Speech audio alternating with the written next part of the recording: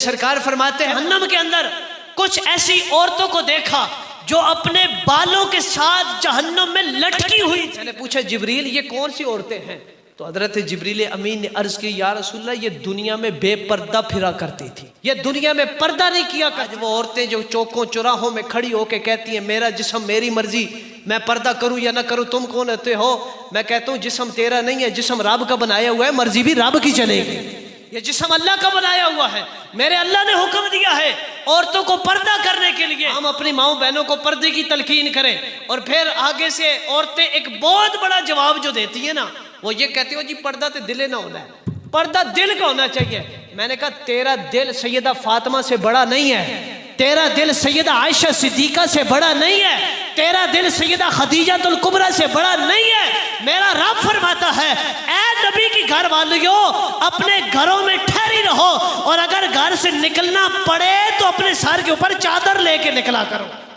तो अगर नबियों की बीवियों को ये हुक्म है, अगर सरकार की औलाद को ये हुक्म है, तो हम किस बात की मूली हैं? हम तो आज गुनाहों वाले मुआशरे के अंदर हैं। और आपको पता है ज़ाहिरी हयात थे तो मस्जिद नबवी में औरतें भी आती थी नमाज पढ़ने के लिए, फर्ज नमाज है। मगर जब फारूक आजम का जमाना आया, फारूक आजम ने फरमाया आज के बाद कोई औरत मस्जिद में नमाज पढ़ने नहीं आएगी। हालांकि नमाज फर्ज है और मस्जिद में पढ़ना वाजिब है, जरूरी है, मगर फारूक आजम ने मना फरमा दिया। क्यों? लोगों के फितने की वजह से, लोगों की नजरों की वजह से। इस्लाम तो हमारी माओ बहनों की हिफाजत करता है, उन्हें जो है अच्छा माहौल देता है, लोगों की नजरों से बचाता है कि कहीं किसी की बुरी नजर न पड़ जाए।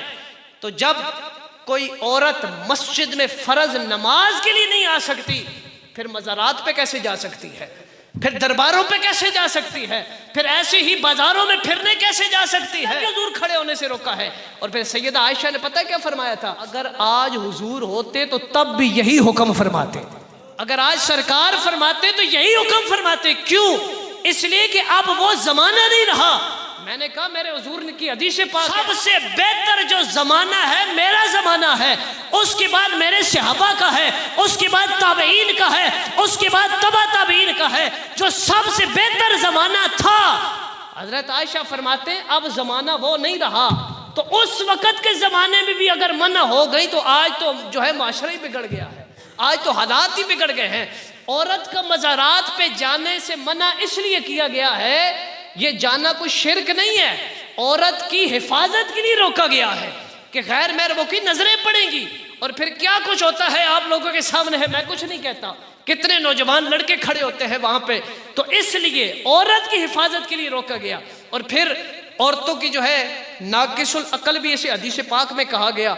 बाज़ औरतें वहां जाके तवाफ करना शुरू हो जाती हैं मज़ारात के ऊपर, बाज़ औरतें वहां जाके सजदे करने शुरू हो जाती हैं, इसलिए औरतों को मज़ारात पे जाना मना किया गया है। अल्हम्दुलिल्लाह अहले सुन्नत है और ये हमारे असलाफ की किताबों में लिखी हुई हैं ये सारी बातें। अल्लाह अमल करने की तौफीक अता फरमाए।